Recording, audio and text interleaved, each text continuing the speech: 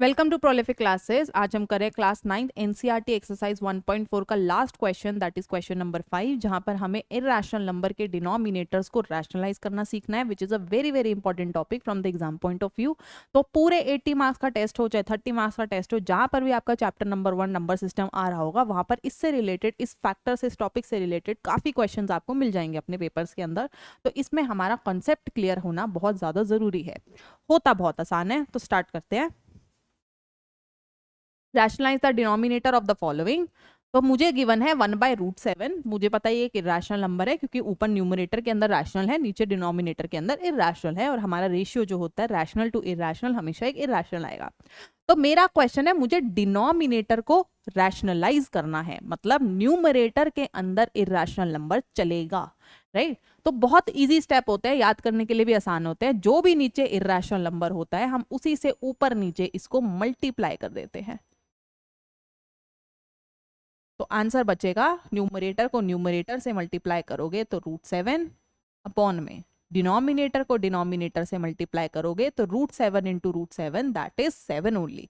तो इसको दोबारा से कई बच्चे कटिंग कर देते हैं और वापस वहीं पहुंच जाओगे। तो हमें उसको रैशनलाइज करना है, मतलब डिनोमिनेटर में अब मेरे पास एक रैशनल नंबर है। तो हमने इसको जिससे भी मल्टीप्लाई या डिवाइड करा, फॉर एग्जाम्पल यहाँ पर √7 था, तो इस √7 का नाम होता है रैशनलाइजिंग फैक्टर।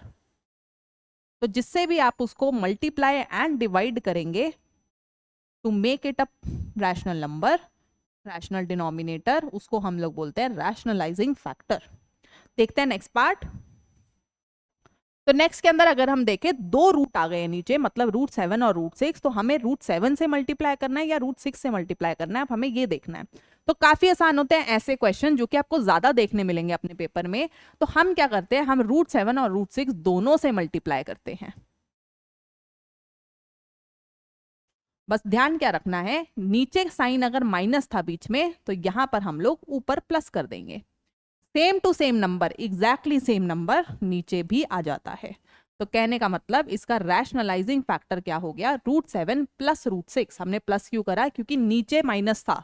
इससे फायदा क्या होगा, अगर मेरे पास दो रैशनल नंबर्स हैं नीचे, मतलब √7 भी है √6 भी है, तो अगर मैं यहां पर भी माइनस रख देती तो वो √7 माइनस √6 का होल स्क्वायर हो जाता, जिसमें दोबारा से अगर मैं उसको ओपन अप करूं a minus B whole square कर, तो वहां पर मेरा √7 और √6 गायब नहीं होता, रूट की 42 की वैल्यू आपके पास अभी भी रहती।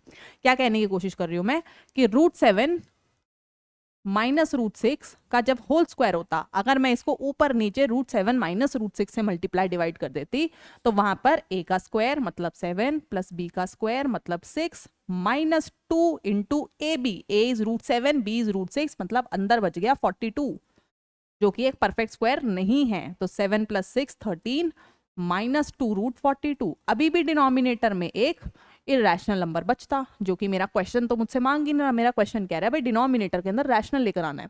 तो उसका मेरे पास क्या इलाज होता है, अगर मैं जैसे ही यहाँ पर, अगर पहले √7 माइनस √6 गिवन था, तो अगर मैं डिनोमिनेटर में किसी तरीके से वहां पर √7 प्लस √6 ले आऊं, तो a square minus B square वाली आइडेंटिटी लग जाएगी, which is a plus B, a minus B, और मेरा आंसर बचेगा a square minus B square, बोले तो 7 माइनस 6 या इक्वल टू 1।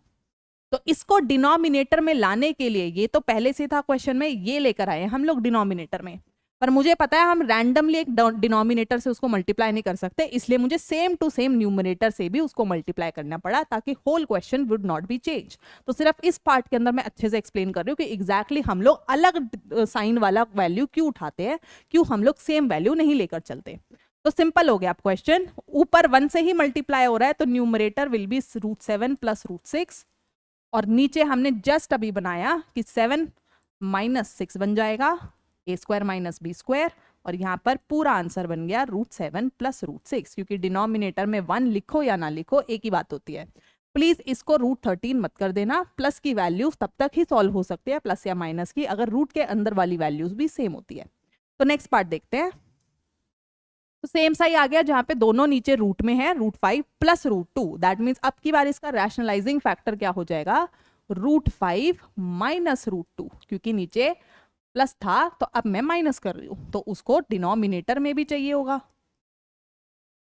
फिर से वही काम कि 1 से मल्टीप्लाई हुआ, तो √5 माइनस √2, डिनोमिनेटर में a प्लस बी और a माइनस बी की आइडेंटिटी आपकी लग गई, which is equal to a square minus B square. तो ये बनेगी आपकी √5 का स्क्वायर माइनस √2 का स्क्वायर। तो ऊपर वाला चेंज नहीं हो रहा क्योंकि कुछ भी नहीं करना, नीचे बन रहा है 5 माइनस 2। तो आंसर फाइनल क्या बचा आपका, √5 माइनस √2 अपॉन में 3। आप चाहो तो इसको ऐसे भी लिख सकते हो, 1/3 बाहर लिखकर √5 माइनस √2, या फिर से इनके ब्रैकेट ओपन कर कर अलग अलग डिनोमिनेटर डिस्ट्रीब्यूट भी कर सकते हो। तो तीनों आंसर्स वैलिड है। क्यों बता रही हूं मैं तीनों, क्योंकि कभी कभी ऑप्शंस के अंदर, एमसीक्यू के अंदर अगर आपको आपका आंसर ये आ रहा होता है और अगर ऑप्शन में ये मेंशन्ड है या ये मेंशन्ड है तो भी वो करेक्ट होगा। तो देखते हैं नेक्स्ट पार्ट। नेक्स्ट पार्ट भी सिमिलर है। अब अगेन यहाँ पर एक √7 है और माइनस का 2, मतलब एक रैशनल नंबर दे दिया, तो क्या मैं अभी भी सिर्फ √7 से मल्टीप्लाई करूं या √7 प्लस 2 से करूं? तो आंसर हमेशा वही रहेगा कि नीचे मुझे a square minus B square चाहिए। तो a square minus B square के लिए आंख बंद करके जो भी डिनोमिनेटर में है same values with different sign. अगर बीच में पहले प्लस था तो अब माइनस, या पहले माइनस था तो अब प्लस। तो इस तरीके से हम उसको मल्टीप्लाई कर देंगे।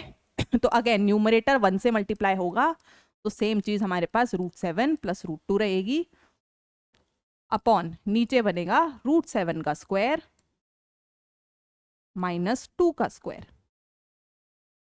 तो ऊपर हम कुछ नहीं कर रहे हैं क्योंकि वो ऐड नहीं हो सकते। नीचे बनेगा √7 का स्क्वायर 7 माइनस 2 का स्क्वायर 4। तो फिर से हमारे पास आंसर आ गया √7 प्लस 2 अपॉन में 3।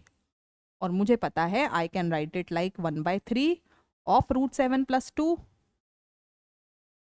या फिर एट द सेम टाइम √7 को अपना 3 अलग दे दिया और 2/3 को अपना 3 अलग दे दिया। तो ये था हमारा लास्ट क्वेश्चन ऑफ एक्सरसाइज 1.4, जो कि रैशनलाइजेशन आपकी काफी ज्यादा इंपॉर्टेंट टॉपिक है, जो कि मैंने आपको ऑलरेडी बता दिया, बट ऑब्वियसली क्वेश्चंस थोड़े से कॉम्प्लिकेटेड आते हैं। तो एनसीईआरटी के साथ साथ आपको अदर रेफरेंस बुक्स, चाहे आर.डी. शर्मा हो, आर.एम. अग्रवाल हो, जो भी आपके पास ऑलरेडी प्रेजेंट बुक्स हो, आपको उसको जरूर नोटिस करना है, उसके क्वेश्चन प्रैक्टिस करने हैं। और अगर कोई डाउट होता है तो आप उसको कॉमेंट सेक्शन के अंदर लिख सकते हैं।